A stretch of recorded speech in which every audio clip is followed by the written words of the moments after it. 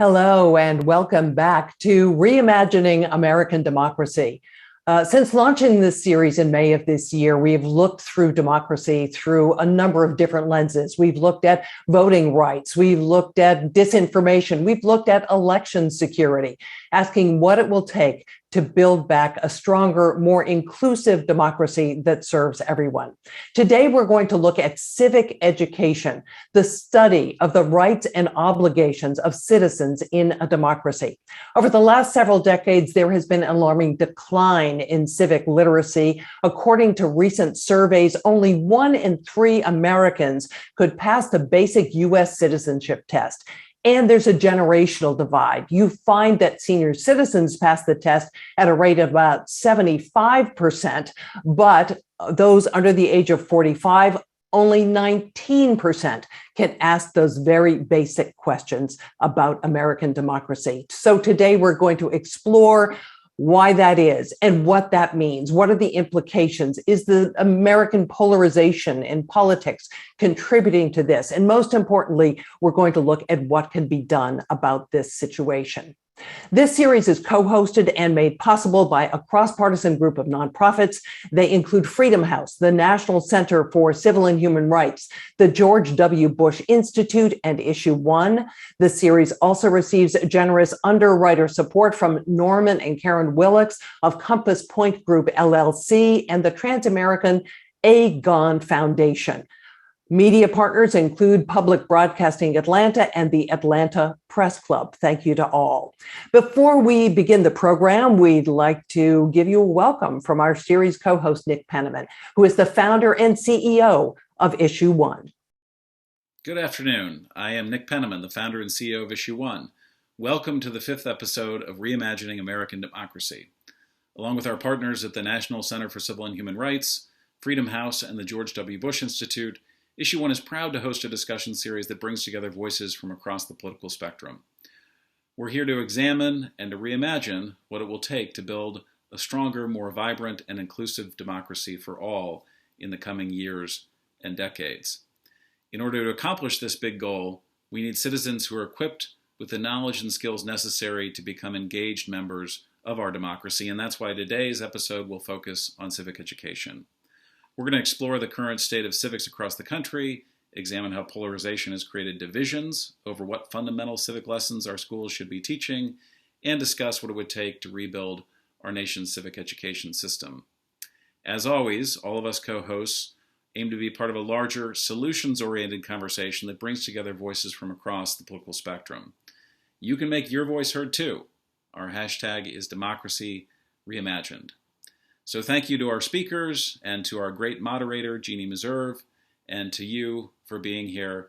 Let's have a fantastic discussion, and even after that, let's follow up with action. Thanks again.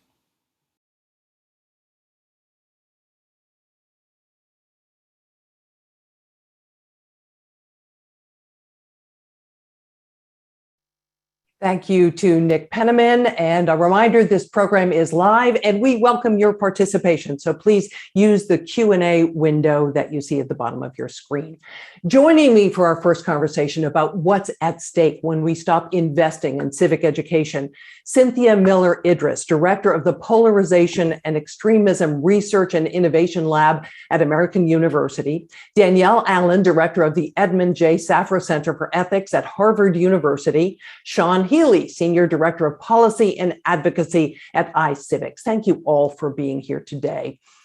The political divide in America is immense and it's damaging the health of democracy. And I'd like to explore the role civic education might have in healing the rift. But first, I'd like to start with an assessment.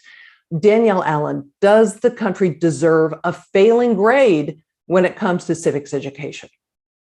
Thanks so much for having us for this important conversation, Jeanne. Answer your question, but just first, quick correction. I'm not currently the director of the Safra Center for Ethics. Somebody else is in that role. So I'm here as a professor at Harvard University and delighted to be with all of you. Honestly, I think that would be too harsh, Jeanne. We certainly are in a very dangerous spot. As you said, we haven't passed on knowledge, generationally speaking. We're in a position when fewer than 30% of people aged 40 and under consider it essential to live in a democracy. That means we older generations, I think, have failed with regard to whether we're passing on our inheritance, or the inheritance of our constitutional democracy to younger generations. But that doesn't mean we're at the point of having a comprehensive failing grade. There are incredible educators all over the country. Some you'll have on your next panel who are working really hard to rebuild civic education. And in that regard, I actually see us as at a point of hope. I see as much energy and imagination and creativity being brought to bear right now on rebuilding civic education as at any point in the last quarter century. So I think it's an important thing to start really by seeing that picture of hope that we're currently facing. Shawn, for those who aren't familiar with iCivics, tell us first what it does. Sure. So we are the largest civic education organization in the country, founded by Justice Sandra Day O'Connor back in 2009. And from our inception, we actually designed video games that frankly made learning civics fun. We have an accompanying curriculum. We evolved to the place that we literally half of students in America now use our resources, and that led us to start focusing on policy, because the challenges, and I know we'll get into this, the challenge is that frankly schools are not incentivized to teach civic education. So the subject and frankly the field is very much marginalized as a result. Cynthia, you study radicalization and extremism. First, give us the definitions that you use when talking about those things, and talk, if you would, about how the lack of civic education might be a contributing factor there. Great. Well, thank you for having me, and thanks for hosting this important conversation. We define in my research lab in general in the field the concept of extremism as referring to a way of thinking about an us versus them framework in the world in which the other poses an existential threat. So this isn't just, political ideas or ideology. This is really about an existential threat. And radicalization is the coming to accept that world in which the other poses an existential threat, and in ways that often mobilizes violence. So, the definitions are fluid and frustrating because they're not the same in every country. So in Germany, for example, extremism is criminally outside of the bounds of constitutionally allowed speech or actions, while radicalism is allowed. We don't have that level of distinction, but essentially it is outside of the bounds of normal democratic practice, or the spectrum in which one would allow or want to have acceptable political engagement in speech. It is something that leads to violence and to harm. So we're seeing these things grow. Is civic education, or the lack of civic education, I should say, a factor in that? Well, it plays a factor in a couple of different ways. I would say one is mostly, where I see the biggest connections is around digital literacy and media literacy, and a lack of awareness about the persuasive tactics of propaganda or manipulative tactics of extremist groups. And so we have done a really good job at integrating civic knowledge and digital communications around other kinds of things, like being a good digital citizen online. And kids get great curriculum now, and that's a big leap forward from previous generations. But we still don't do enough around source integrity, around recognizing propaganda and understanding how to recognize some of those tactics. So that's one of the major areas, I think, where we're falling a bit short, and ways that I know a lot of people are working on. And I also share Danielle's sense of optimism that this will change, but we're sort of caught. You talk about accelerationism. Tell us what that is, and isn't the goal to overthrow democracy? And can civic education counter that? Well, accelerationism is a very fringe phenomenon, it needs to be said, but it is growing, and it exists across the spectrum. It is a belief that violence is the only acceptable solution, to that the goal is to accelerate the collapse of systems and bring about an end times after which there can be a renewal. And depending on what ideology is motivating it, that renewal is, it could be a white ethno-state, it could be a different kind of democratic government, but the idea is that systems have failed and need to be dismantled. And so we saw some of that on display in January 6th with some of the fringe groups and ideologies that were represented as part of that larger crowd. And we have seen it growing in other places around the world. So it is, in many ways, it's a sense of nihilism that drives that, in a sense, often among young people, that the systems have failed so completely that they need to be dismantled. And so I think we have to, through civic education, but also through other ways of working with young people, restore a sense of the hopefulness and the optimism that I think the promise of how you can rebuild systems when people feel, often looking at climate, student debt, all those kinds of things, and feeling like from every direction, they feel that sense of pressure, and then feel the political systems, legal law enforcement systems have let them down as well. Danielle, from where you're sitting, I know you want to sound an optimistic note here, but do you think that the decline of civics is one of the root causes of our current civic and political dysfunction? Well, it certainly doesn't help. And we have a lot of intersecting causes operating here. They've been operating for quite some time. So I want to, first of all, just echo Cynthia's point. As you work to rebuild participation and connection, it's important that what people are being invited to participate in is successful and healthy and effective. There's lots of research that shows from fragile democracies around the world that if you work really hard to build participation, but then what people participate in is really corrupt or dysfunctional, you actually make the problem of alienation worse. You end up worse at the end of that effort to reconnect people than you were when you started. So in that regard, we definitely need to work on civic education, but we also have to think about the health of our democratic system more broadly.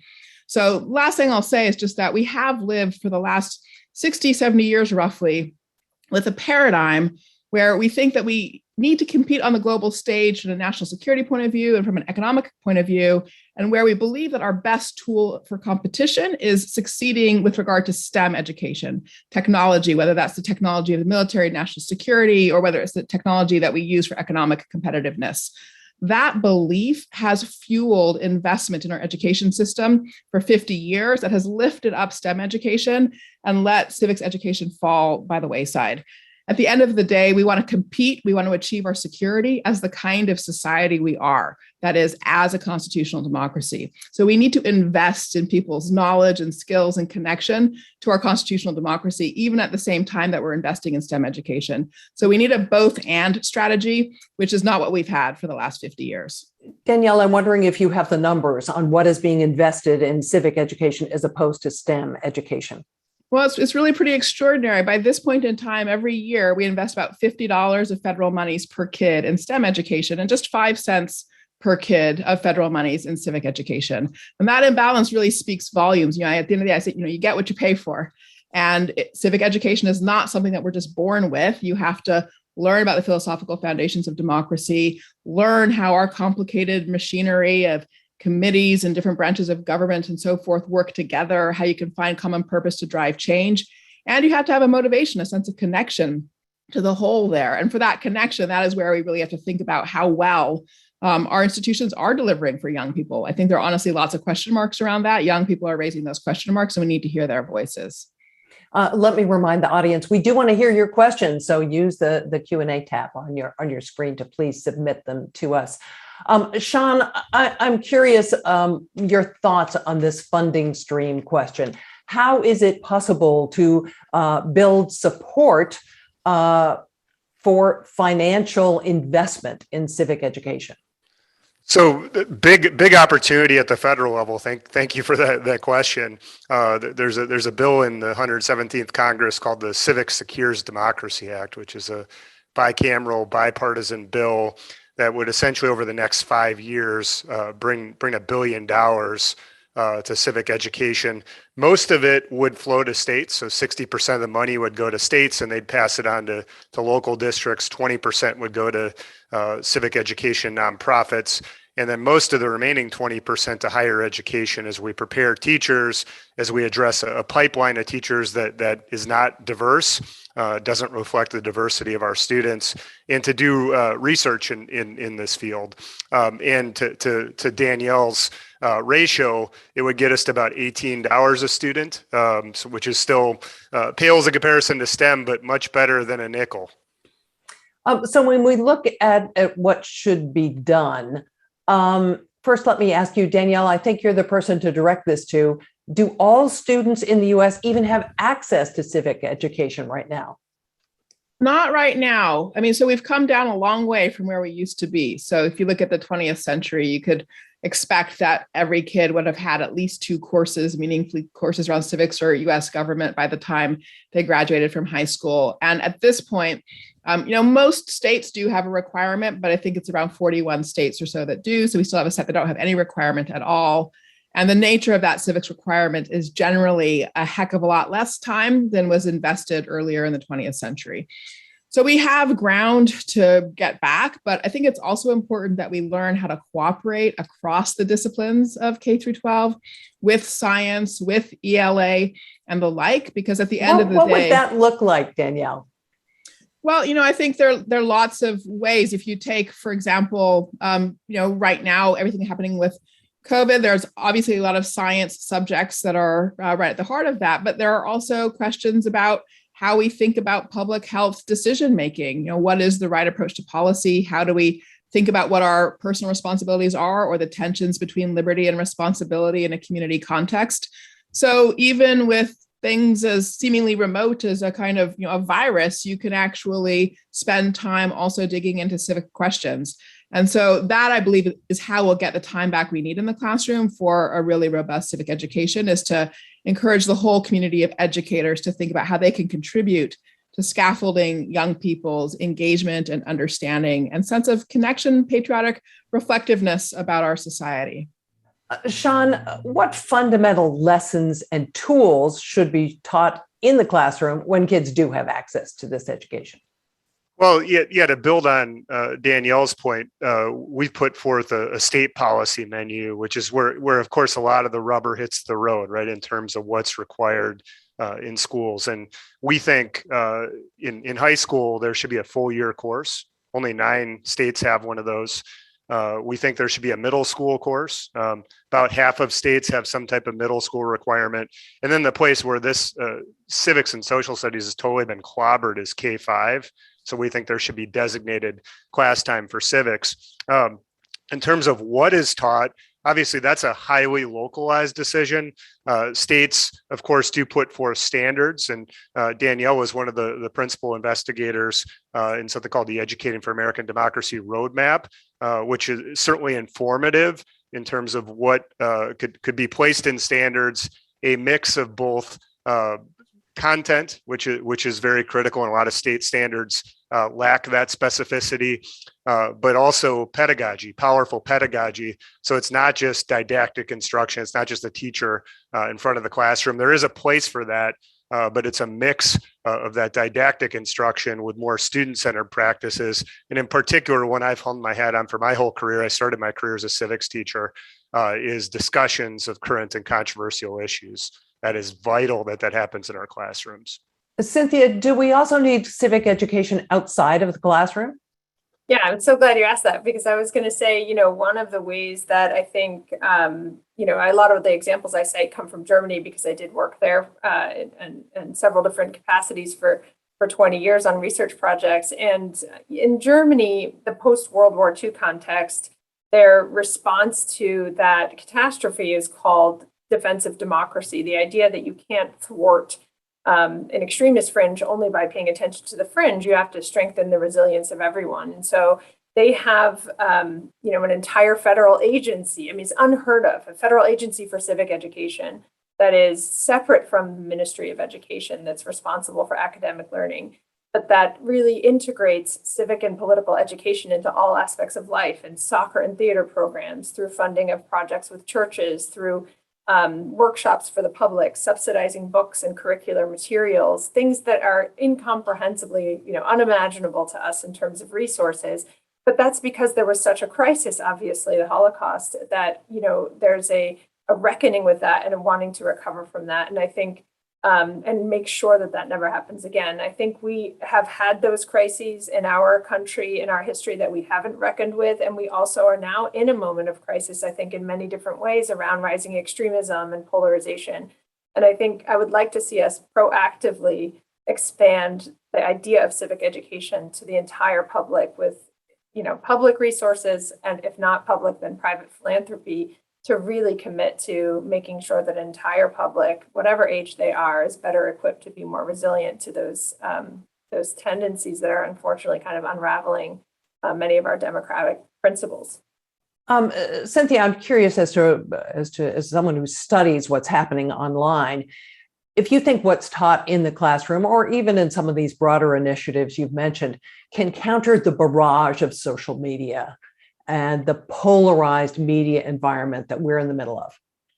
Well, we know that it can if it's done correctly. There's very good evidence about the effectiveness of what are called inoculation-based approaches, both in the public health field in terms of teaching teenagers about, for example, healthy eating habits, where there's good research, but also in this field and in resisting propaganda and the manipulative tactics of extremist groups.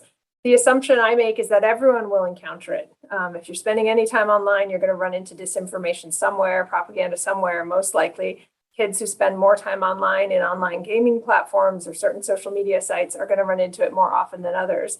And formal curriculum and practitioners can do a lot to preemptively help people recognize some of those tactics, whatever the ideology is, and steer away from it, recognize it for what it is and be resilient to it. But it's not it's not a simple counter narrative. It's not just facts. You can't counter conspiracies with facts. For example, you can't counter always disinformation with just facts. You have to really teach people about how manipulation works online. And Cynthia, that's we have different. We have a question following up on your point about Germany and teaching the Holocaust. How would you recommend civics teachers incorporate tough historical concepts like American slavery, as well as social justice, into their classrooms? I mean, these are really, we're at a moment in our own national history that it's hard to describe, even to those outside the country, how tense things are. If you're watching any of these school board meetings, the backlash against CRT, or which becomes a boogeyman for a lot of different things. I'm not even sure that people always know what they mean by that phrase. And so some of what we have to do is combat just the misinformation that's out there, circulating out there about what school districts are trying to do in teaching hard histories. But I think we also have to help people understand why it's important to teach those hard histories, that the kind of information that people encounter online that explains inequality, for example, with scientific racism, that explains this to kids in memes, in videos, in jokes, in all kinds of propaganda, that if you're not met with real historical information about the legacy of inherited inequality and how that gets conveyed to people because of mortgage deeds or redlining, red district, the sorts of policies and practices, kids don't have an explanation that's an alternative. And then they encounter misinformation and start to believe it because no one's told them anything different. Danielle and Shawn, I really want to get to solutions here. If you were going to give a prescription on how we can start to move down the road to address the lack of knowledge about civic responsibilities and obligations, what are steps 1, 2, 3? Danielle, why don't I start with you? Well, again, I think a lot of people are working hard on these steps. We have built a big cross-partisan, transpartisan coalition of people that have created the Educating for American Democracy roadmap. It was released March 2021, earlier this year. And that does lay out across K through 12 areas of knowledge, pedagogic techniques, and the like, all of which support young people's growth in knowledge and skill development and motivation for effective participation in our constitutional democracy. So my first step would be to say, let's everybody please read the Educating for American Democracy roadmap. And then the second step is to invite educators and school leaders into a process of working with communities, working with families around the question of how to design a civic education for your school community that will fulfill your goals for your community. With the Educating for American Democracy roadmap as a guide for what really counts as quality in this space. Also, though, recognizing that every community is going to have a slightly different way of ordering priorities, and it's important to make space for that. So those would be the key steps. I would encourage people to read the Educating for American Democracy roadmap and then to build spaces for co-design, working together among educators, school leaders, and families around the question of how to make space for a civic education the whole community can be excited about in that specific context. Shawn, your thoughts on steps and also your thoughts on what it would mean for democracy if we could actually travel down this road. Right. So just to pick up on Danielle's points, I think one, it's really critical that school leaders dig in on this, that they set a vision, whether it be at the state level, the district level, the school level, for civic education, that this be embedded or threaded across the curriculum. So not just a semester, like a semester in high school is not enough. We need to invest in teachers. Staff development is critical. And then the climate of the school, like schools have to be mini democracies, mini polities, modeling what it's like to live in a constitutional democracy. And to me, that does set a vision for a healthier democracy, for a democracy where there's inclusive participation at every level of government, and that it delivers policy policy outcomes that are equitable for all of us. So that's what we're really driving towards. It's empowering young people to frankly force this nation to live up to its founding principles. Shawn, Healy, Danielle, Allen, and Cynthia Miller-Idriss, thank you all for joining us. We'll be back with our second panel in just a moment. Stay with us. Thank you.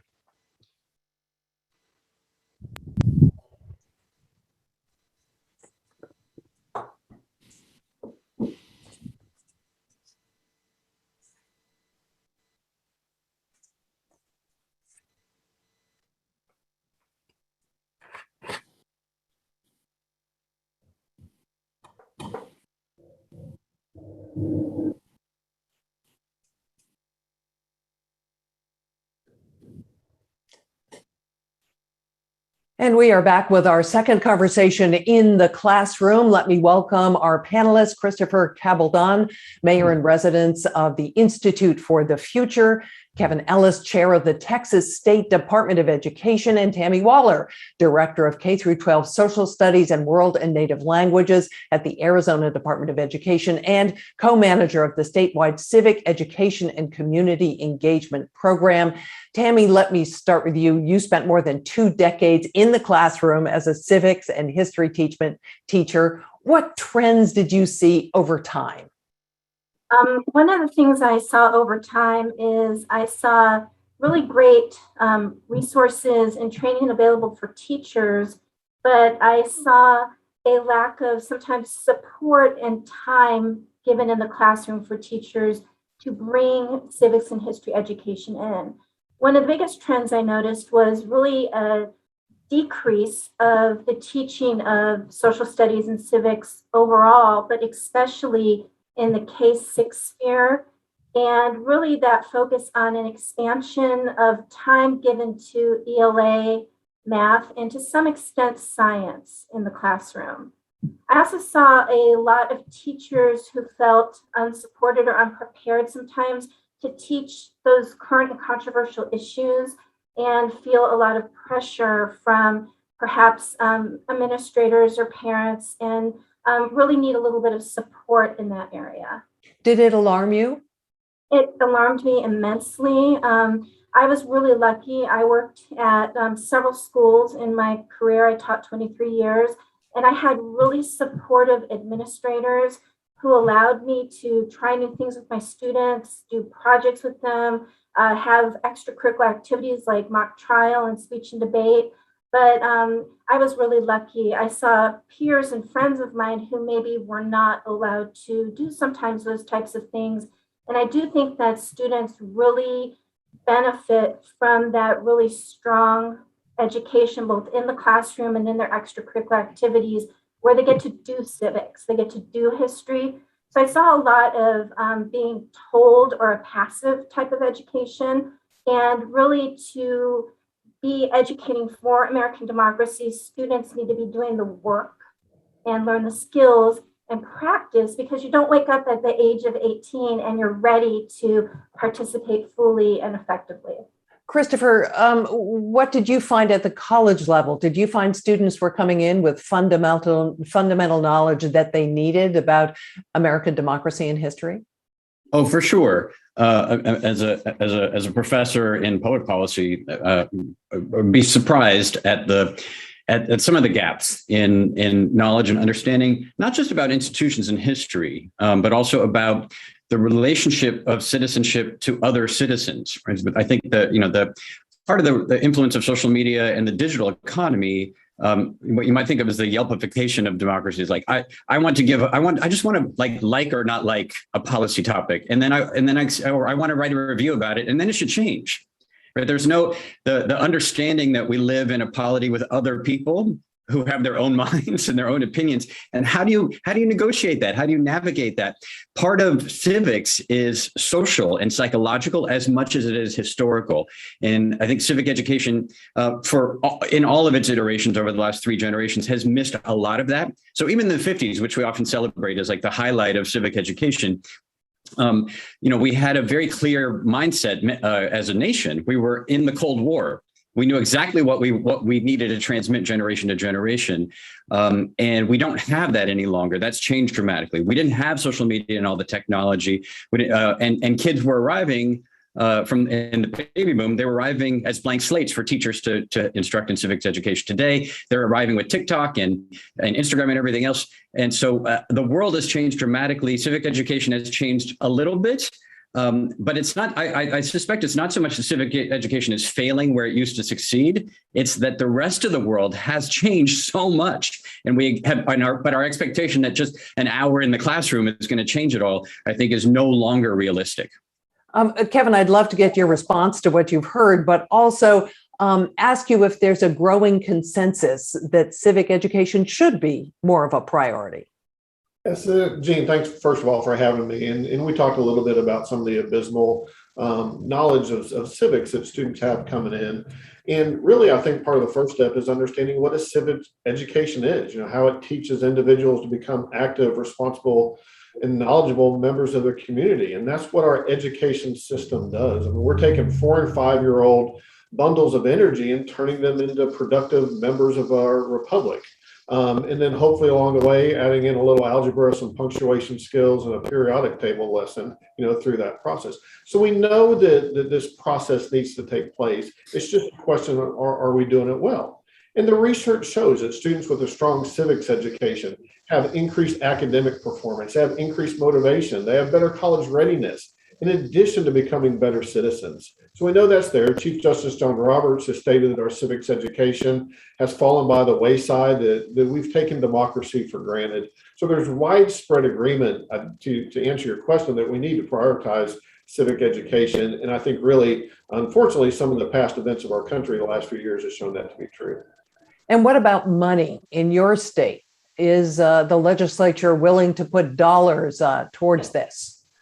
Well, unrelated exactly to civics and even social studies, Texas in 2019 passed HB 3, which was the largest infusion of new money into any school finance system. So there has been an increased focus and understanding the need that has to take place in a financial commitment. In fact, the report that I served on the School Finance Commission that led to that, the report was focused on funding those students who need it the most and really looking at our students of need and so forth. Christopher, I'm curious, you've been a mayor, and I'm wondering if you think what is taught concentrates way too much on the federal system, maybe the state system, and that local politics really doesn't get its fair shake. Yeah, for sure. So I was taking a look at Tammy State, for example, at the Arizona citizenship test, and there's of all of the questions on the test, only one of them mentions something lower than the state level. And that mention is, which city is the capital of Arizona? So there's actually no civics at all about local life. But it turns out that if we want to create active, engaged citizens, they're most likely to become active and engaged about issues on their street, in their neighborhood.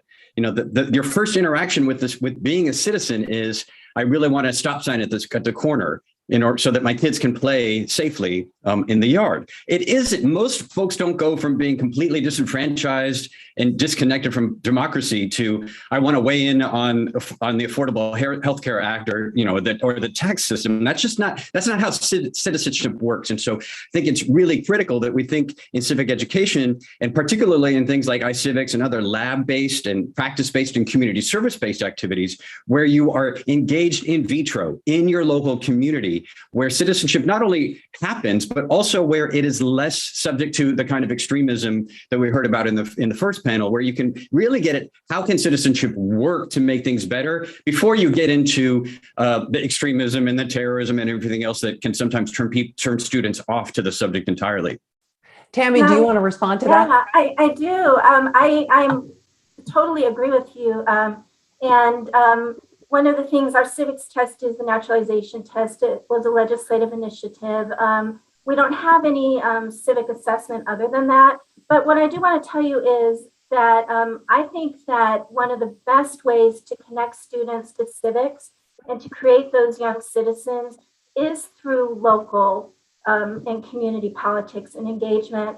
And I work with the Civic Engagement Committee. We bring in a lot of our local community leaders and organizations, and we plan different events. And one of the things that we did, which is really exciting, because I think students need to see civics in their community to be a part of it, is we worked with our Clean Elections office, and we created civic storytelling videos. And I was a reading rainbow kid, and I remember learning so much listening to Levon Burton read those stories. And we came up with this idea of getting community members, and they could be like police officers, they could be veterans, they could be school librarians or public librarians, members of our legislature, our mayor, our Secretary of State. And we could ask them to pick a storybook, a children's book that had a civics theme that really was personal to them. And they read them and they recorded them. And then they gave a little civic autobiography about what connected them to civics and what they see as important. And we've started that project, and it was a Sandra Day O'Connor Civic Celebration project. And we've really enjoyed it so much. And there's so many more biographies and individuals we want to bring in that we've decided to make this a permanent type of program where we invite anyone from our community to share a story and it can be a personal story or it can be a storybook, and connect that to our students. And then teachers can go online, they're about 20 minutes, and they can share them with their students. So we also are really, sorry, go ahead. No, I just wanted to get to Kevin here and talk about a piece of legislation in Texas that's gotten a lot of national publicity, which is HB 3979, which passed the legislature and details how civics will be taught in the state of Texas. What does it do? 3979 actually has been superseded by Senate Bill 3. So without going into too much detail, 3979 was passed in May in the last regular session, and then Senate Bill 3, which I think is a better piece of legislation, was passed in the second special session. So it does a couple things, and I think there's some positive things in there. First and foremost is this program of civics academies. And it was brought up how over time that civics and social studies has been put on the back burner. And you can talk about that through our accountability system is how I would focus on that so much focus is on reading and math, and it needs to be, but civics and social studies get put on the back burner. We don't actually test social studies until the 8th grade. So back to our primary teachers, our K through 5 teachers in elementary don't have that civics background to be able to teach this properly. So in Texas, and part of Senate Bill 3, there's going to be civics academies, which are going to give teachers tools on how to discuss current events and how to work through the process of teaching civics to our students. Kevin, the most talked about provisions have to do with the teachings about race and sex in American history. What does the bill say? What does it allow and not allow? Yeah, so there's, again, different aspects of that bill. And the one that you're specifically talking to has been called the anti-CRT section of the bill. It actually does not mention critical race theory at all, but it does teach about certain things that because of their past, that one race or sex is inherently superior to another race or sex, or that someone due to their race or sex is inherently racist or sexist. So it gives a list of about 10 things. And I even had a conversation with a very progressive Democrat, and just as a background, I'm a conservative Republican that's elected to the state board in Texas, who said that those items that the bill says shouldn't be taught. That really what his point of view is, that what he wanted to see is that we're not teaching that racism ended when people stopped wearing white hoods. That racism still continues in our country, and I agree with that. And those are the types of things, we teach that America is the greatest country in the world, and it is, but it's a country that also still has flaws. It's a country that still not only has scars, but sometimes still some open wounds. And those are the things that we, as a State Board of Education, need to make sure are continually taught to our students so that we can move forward in a better way. I want to ask you, if I could, about a news story that I saw this week about someone who was instructing teachers about what they could and couldn't do. And it dealt with the Holocaust. And she said, if you're going to teach a book that teaches about the Holocaust, you should provide a counterpoint of view. Was she correct? No, actually it wasn't. I think that was a misinterpretation. And on 3979, the initial bill, it said that current events must be taught from diverse and contending perspective. Obviously, the Holocaust is a fact that happened in the past. It's not a current event. And again, Senate Bill 3, the new bill, I think is better worded, and that must be taught from diverse and contending perspectives is no longer in place. And now it says that current events must be taught objectively and free from political bias, which I think is a better way to come across. Christopher and Tammy, I'd love to hear your reactions to what's happening in Texas, because it has become really a lightning rod. Christopher, you first. Yeah, I mean, this battle is going on in various versions in almost all the states. And to be frank, it's been happening, maybe not every year, but waves of this are the story of America, this contention. And I think part of the challenge that we have with civics education is even for the states that have a full year, because we come to the table with at least 4 different frames about what civic education is for, we're trying to do too many things in this one subject. So for some folks, civic education is how do we transmit our values? How do we tell young people what they should think and what they should believe, what it means to be an American and all of that? So that's one frame. A second frame that's been popular throughout the debates around this is what facts should they know? I remember David McCullough testified before Congress, horrified that most kids could not name the commanding general at the final battle of the Revolution. And so there's this notion that we should be teaching all the facts, one problem of which is, of course, more facts keep accumulating as our country gets older. So that's second. A third is that we should be teaching current events so that students can understand issues. And then a fourth is that we should be training students to be citizens. And that fourth is, which is the area where I think it deserves a lot more emphasis, is thinking about civics education more like we teach financial literacy or home economics or orchestra, disciplines where it's about the preparing to do, not just the study of. But trying to do all 4 of those approaches in civics education in just a semester or just a year is too much. And so I think the debate Texas is having, I might come down on the opposite side of some of the content, but I do think it's also can sometimes be a distraction from the core question of what does it mean for you as a student to become a citizen? Not just what do you think and what do you believe, but how do you interact as a citizen in a complex democracy? I actually want to interweave a. Go ahead, Kevin. I'm sorry. Yeah, as we're talking about what's going on in Texas right now, and there has been lots of news stories at Texas. But when you look at what the State Board of Education done, I think you'll see a unified goal of both Republicans and Democrats looking to make our history more accessible to more students. And you'll see that as we do our full social studies revision in 2022. But what I want to point out is that Texas was the first state in the nation to have a standalone Mexican-American studies course for ethnic studies. And that was voted unanimously by the State Board of Education. The following year, in 2018, we adopted unanimously an African-American studies standalone course. So now we're the first state in the country to have both a standalone Mexican-American studies, African-American studies. And Danielle in the last panel talked about, the hope for the future. And I think that's one way to look at it. Texas is trying to lead the way in more a comprehensive way of looking at history, because I truly believe that when students see themselves in the curriculum and the material they're studying, that's when you're going to get increased student engagement. And when you have increased student engagement, that's when you have increased student success. That weaves into a question we've gotten from an audience member. Myra Degapal from Refugee Congress asks, in addition to saying this is a valuable conversation, I wonder how we get this kind of conversation to the refugees, asylees, resettled communities. They are the productive citizens who are very lacking and disconnected from civic education. Do any of you have thoughts on that? Well, it's interesting as a mayor, my community and my region have hosted quite a few refugees, and they're what we traditionally think of as civics knowledge. They're actually stronger on than many of our native students. In the same way, in some sense, in the same way that they're better able to describe English grammar than English speakers are, which we take for granted. And they had studied because they're taking a citizenship test that's not quite the same as the National Assessment of Educational Progress in Civics, but it's close. And so in some sense, they understand what they don't know and what they need to know, either to pass the test or just to simply function. And they also have, in many cases, a very clear counterpoint that, the civics in Somalia presents a very stark case of how it could be different if we don't nourish civics here in the U.S. So I think that the challenge for refugees is actually well understood by them, and in some sense they should offer us a little bit of inspiration and an example about how you can effectively transmit civics knowledge and fluency.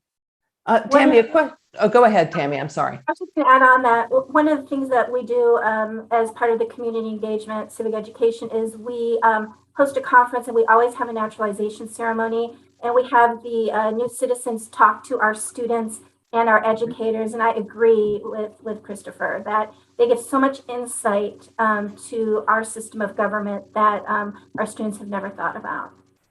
Let me throw out a question to all of you. I'm curious whether classroom instruction on civics and civil debate is completely undermined when children flip open their phones and see public meetings turning into shout fests. And they're seeing public officials being intimidated and threatened. What kind of impact is that having? Does it make our talk about civil debate meaningless?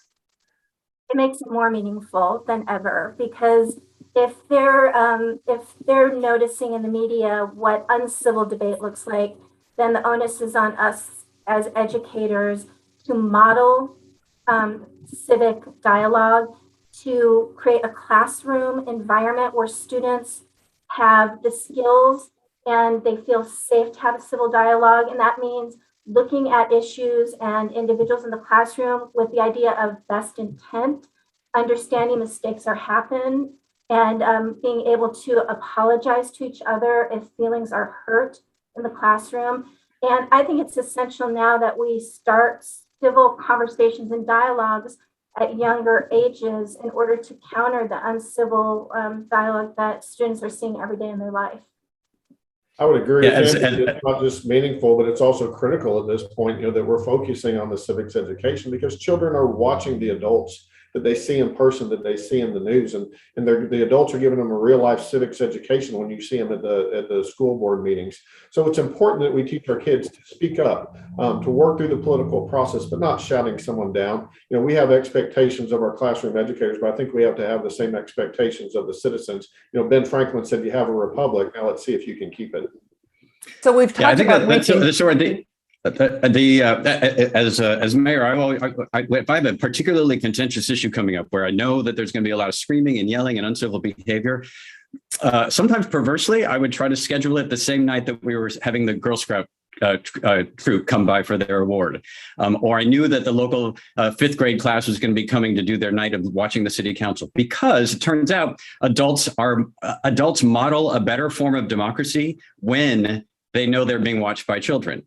And so the notion of children not just watching, but now becoming engaged and using civics education as an opportunity for kids to participate in their local communities, I think, in addition to the kids learning, I think it has potential to help to transform and make more civil and more democratic the actual decisions that are occurring in our local democracies.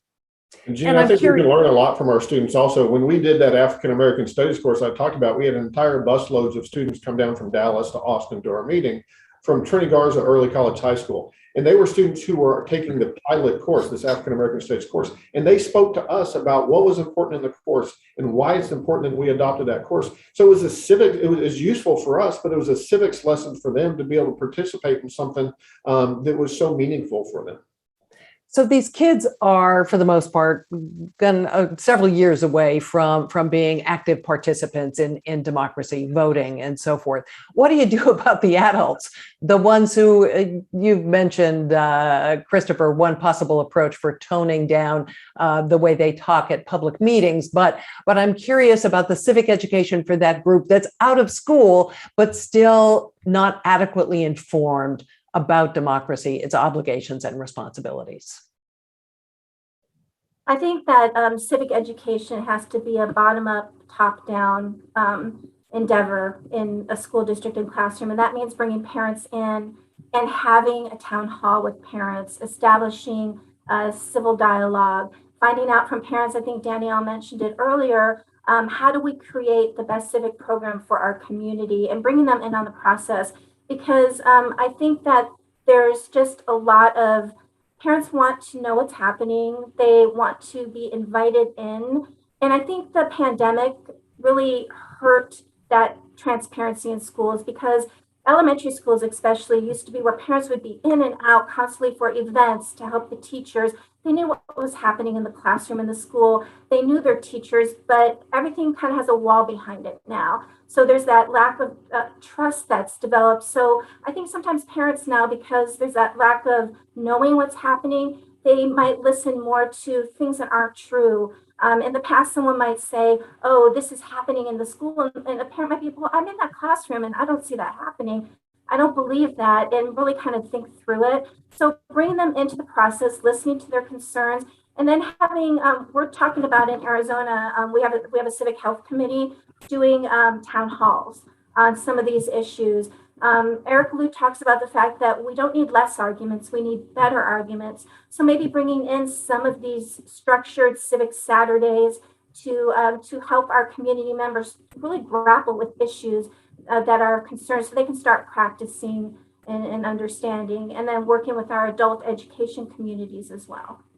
So you come from different political perspectives, and I'd like to see if we can come up with agreement on certain fundamentals that should be taught when it comes to civics.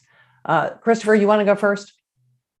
Yeah, I think one that I think it has gotten some steam across the country is an emphasis on community-based and community service.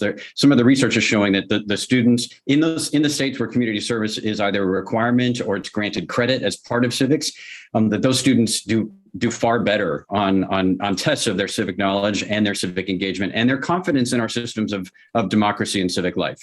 So I think community service as one dimension of that kind of laboratory approach to civic education. And this isn't a red-blue state issue. I think both states of all persuasions have experimented here, and there's a lot to learn about that in vitro. It also gets to, just as an aside, it gets to your prior question, Jeanne, about what about the adults, that having more and more young people of all ages in communities, not just going to public meetings and toning down the yelling, but also volunteering and serving. It does bring out the better angels of a community, and it allows adults and institutions to see other perspectives and other lives in ways that they don't otherwise. So I think it's like the public meeting, it can help to transform a community, as well as undergirding and buttressing and making real the possibility of what civic education can deliver. Kevin, your thoughts on what the fundamentals should be? Can you agree on community service, and what would you add? Absolutely. And, what we do on the State Board of Education, we focus on high quality standards, but I don't think there's a silver bullet or just one missing standard, one piece of nugget of information that if we put in there, that all our problems would be solved. But of course, using research and best practices for our standards. But I think one of the most important things that we're focused on too is media literacy.